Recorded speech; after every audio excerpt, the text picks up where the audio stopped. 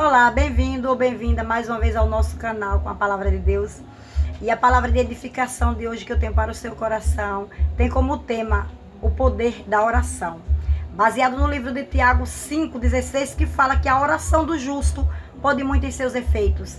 E é porque a oração do justo pode muito em seus efeitos que eu tenho como tema o poder da oração. Vamos lá? Eu convido você a dar uma lida na sua Bíblia em 1 Samuel, no livro de 1 Samuel, capítulo 1, versículo 9 e 10, que fala assim: Então Ana se levantou depois que comeram e beberam em Silói, e Eli, o sacerdote, estava sentado numa cadeira junto a um pilar do templo do Senhor. Ela, pois, com amargura de alma, orou ao Senhor e chorou abundantemente. Pulamos um pouquinho para o versículo 20, onde fala assim: E sucedeu que, passado algum tempo, Ana concebeu e teve um filho. Chamou seu nome Samuel, porque dizia ela: Tenho pedido ao Senhor. Ana, essa é a história de Ana, uma mulher que era estéril, que o Senhor tinha cerrado a sua madre, ela não poderia de forma alguma engravidar. E a Bíblia conta que Eucana, o seu marido, sacrificava porções pela vida de Ana, de ano em ano. Ou seja, ele subia ao templo do Senhor de ano em ano para trocar algo com o Senhor, dar algo ao Senhor pela vida de Ana. E ele dava em porções dobradas pela vida de Ana para que Ana engravidasse. Mas nem assim Deus abriu a madre de Ana, não. Mas quando Ana decidiu ir ao templo do Senhor, orar com amargura de alma, a Bíblia conta que Deus ouviu a oração de Ana. E aquilo que parecia impossível aos olhos carnais, aos olhos humanos, aconteceu. Uma mulher estéril agora engravida, como conta aqui no versículo 20, onde diz: E sucedeu que, passado algum tempo, Ana concebeu e teve um filho. E chamou seu nome Samuel, porque ela dizia: Tenho pedido ao Senhor. Ou seja, ela pediu ao Senhor.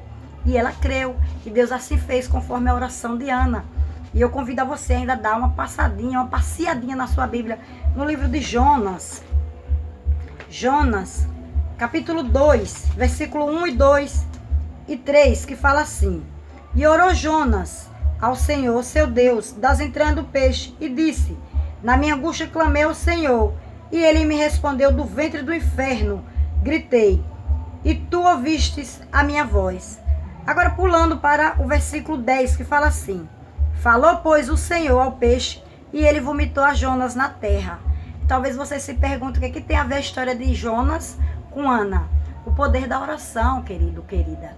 O poder da oração. A história de Ana fala que Ana era estéril e orou ao Senhor, e Deus ouviu.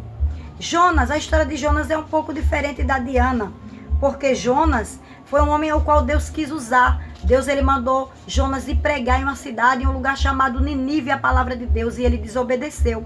E por conta da sua desobediência é que Deus permitiu que um peixe engolisse Jonas. Isso serve para nós como exemplos. Muitas vezes acontece algo na nossa vida e não sabemos por quê, por causa da desobediência que temos ao Senhor. E aí, mesmo em desobediência, mesmo Jonas dentro do ventre de um peixe, parecendo tudo perdido, a Bíblia conta que Jonas orou ao Senhor. E Deus, ele deu ordem ao peixe para que vomitasse Jonas. Esse Deus é tremendo, esse Deus é maravilhoso. Ele é Deus de misericórdia. Ele poderia deixar Jonas lá dentro. Afinal, Jonas desobedeceu. Não quis ir pregar a palavra dele como ele mandou. Mas quando ele ouviu a oração do justo, quando ele ouviu a oração de Jonas, ele fez com que o peixe, ele deu ordem ao peixe para vomitar Jonas. E parecia perdido, mas não estava perdido diante da oração de Jonas. E ainda eu convido a você a dar mais uma passeadinha na sua Bíblia, no livro de Isaías 38, que fala assim, Isaías 38, capítulo 1 e 2 e 3, que fala assim: Naqueles dias, Ezequias adoeceu de uma enfermidade mortal, e veio a ele Isaías, filho de Amós, o profeta, e lhe disse: Assim diz o Senhor, põe em ordem a tua casa, porque morrerás e não viverás. Então virou Ezequias o seu rosto para a parede e orou ao Senhor. E disse, versículo 4. Então veio a palavra do Senhor a Isaías dizendo: Vai e dize a Ezequias: Assim diz o Senhor, o Deus de Davi, teu pai. Ouvi a tua oração e vi tuas lágrimas. Eis que acrescentarei aos teus dias 15 anos. Veja, queridos, Ezequias, aqui a Bíblia está falando que Deus, ele mandou Isaías, um profeta, avisar para Ezequias que não tinha mais jeito para Ezequias, que estava perdido, Ezequias ia morrer. Ezequias, põe a tua casa em ordem que você vai morrer, não tem mais chance de vida. Uma coisa, queridos, é o médico decretar que você vai morrer, é o médico dizer que não tem mais jeito, que você está com câncer. E aí você, com toda a sua fé, diz, não, mas eu creio num Deus de impossível que vai fazer o milagre. Outra coisa é o próprio Deus chegar para você e dizer que não tem mais jeito, que está perdido.